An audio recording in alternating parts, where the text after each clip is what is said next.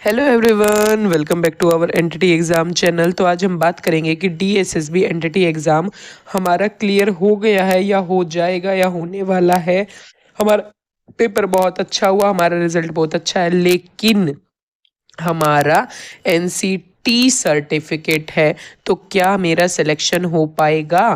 क्या मैं डीएसएसबी में सेलेक्ट हो पाऊंगी?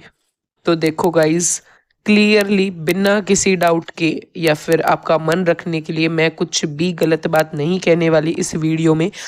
डीएसएसबी डीएसएसबी को छोड़ो आप। जब चंडीगढ़ में बच्चों का सिलेक्शन हुआ या मेरा भी सिलेक्शन हुआ था, तो कट ऑफ कम जाने का रीजन क्या था?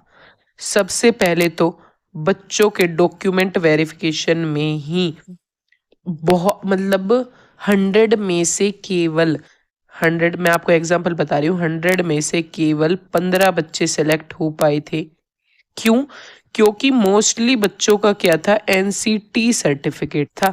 एनसीटी सर्टिफिकेट को उन्होंने क्लियरली रद्द कर दिया था। अब मैं तो डीवी की प्रोसेस से गुजर चुकी हूँ, इसलिए आपको क्लियर बता पा रही हूँ कि वहाँ पे बहुत सारे कैंडिडेट थे जिनका एनसीटी था, बट उन्होंने क्लियरली उनको वापस घर का रास्ता दिखा दिया था कि आपका सिलेक्शन नहीं हो पाएगा। एनसीटी ई सर्टिफिकेट लेके आओ, साथ में इसमें ई जुड़ा होना चाहिए। एनसीटी सर्टिफिकेट लेके आओ, वही मान्य होगा, उन्हीं का सिलेक्शन होगा। तो जिनका एनसीटी था चंडीगढ़ में, उन बच्चों को क्लियरली निकाल दिया गया, चाहे वो जेबीटी में सिलेक्शन हो, पीआरटी लेवल पे उन बच्चों को जिनकी टीचिंग की जो मार्कशीट थी, सनन थी, उसको एनसीटीई एफिलिएटेड होना ज़रूरी था। तो जिन बच्चों का एनसीटी है वो डॉक्यूमेंट वेरिफिकेशन में वहाँ पे क्वालिफाई नहीं कर पाए थे, इसलिए उनको जॉब नहीं मिली थी। अब बात कर लेते हैं डीएसएसबी की।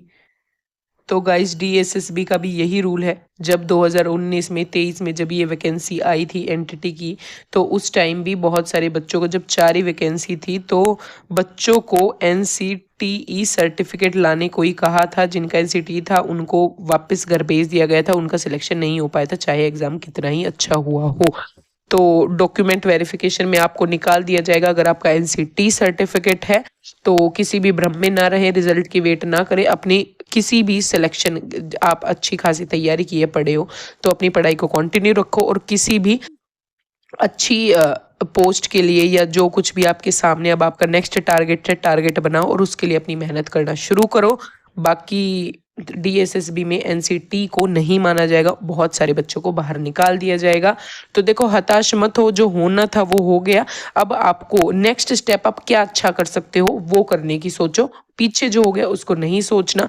तो होप आपका बहुत सारे बच्चों का ये डाउट बिल्कुल क्लियर हो गया होगा। कोई डाउट की बात नहीं है बच्चों, कोई होप रखने की जरूरत नहीं है कि क्या पता हो जाए, उसकी वेट में आप बैठे रहो और नेक्स्ट चीज की तैयारी भी ना करो। तो इसलिए मैंने आपको बता दिया कि आगे बढ़ो, दूसरी चीज की तैयारी करो। बाकी जब डीवी होगा तो देख लेना।